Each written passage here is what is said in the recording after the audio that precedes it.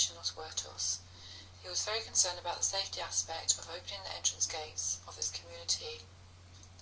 During an emergency, if there was a power failure, the motor had to be unlocked manually. As you can see in the photo, one had to climb the very high gate in order to reach the motor and turn the lever in order to unlock it.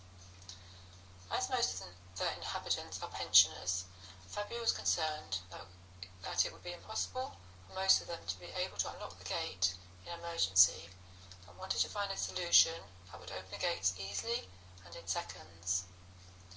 On the 8th of February 2007, he received an estimate for a remote cable operating system which will place the manual tool at a suitable height and accessible to all, hence eliminating the need for anyone to climb the gate like a monkey.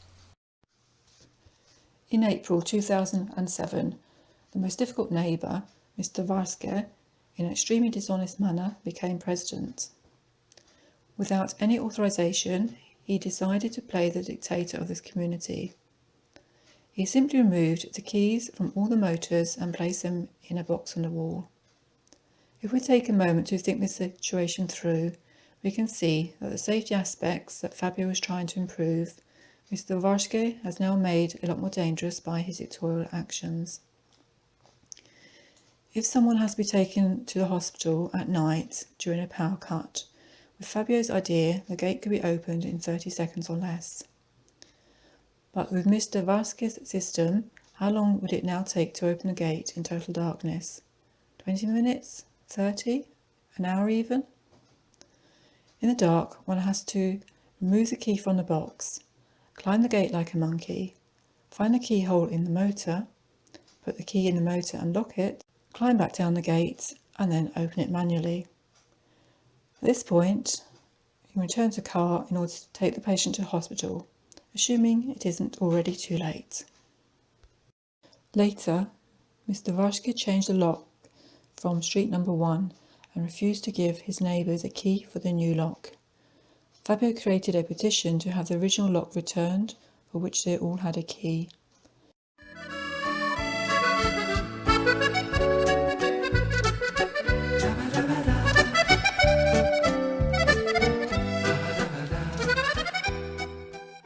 Fabio sent a letter to the community lawyer warning him about the dangers that Mr. Varske has created and requested a security inspector to assess the hazards in this community.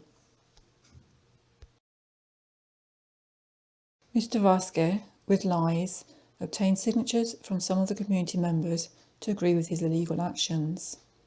These people have signed a document to say that the protection of the motor has priority over the protection of a human life.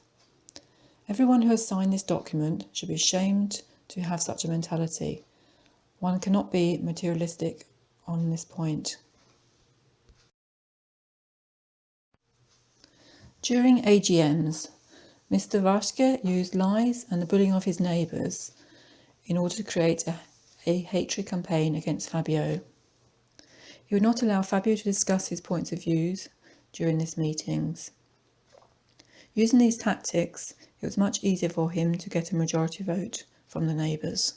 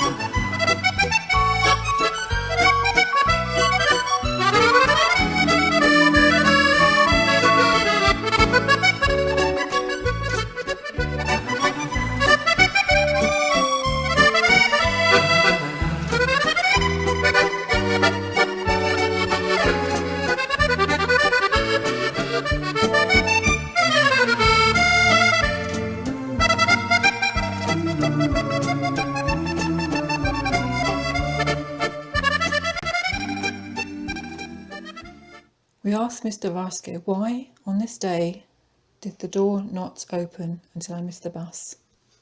These documents of high urgency are only for 2016, and demonstrate the condition of Alexandra Tomio, one of the neighbours.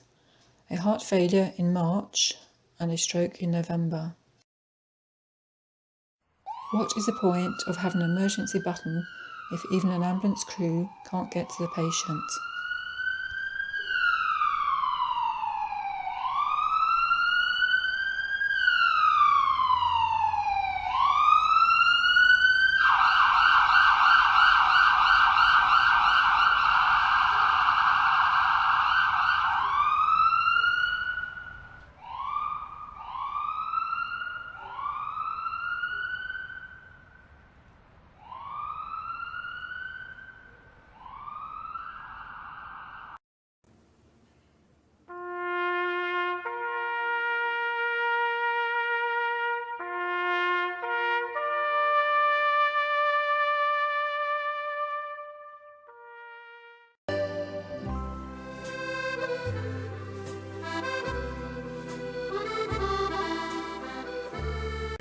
Expenses are those which Mr. Varshke has caused without any authorization. The remainder are legal expenses as a consequence of his illegal actions. Why should the community of innocent neighbours pay for these illegal expenses? Mr. Varshke should therefore return the monies taken without permission. Yes, Mr. Varshke used community funds to pay for his personal illegal actions. This should never have been allowed to happen. So, Mr. Varshke, please sort out this ridiculous and dangerous situation and return the monies to the community.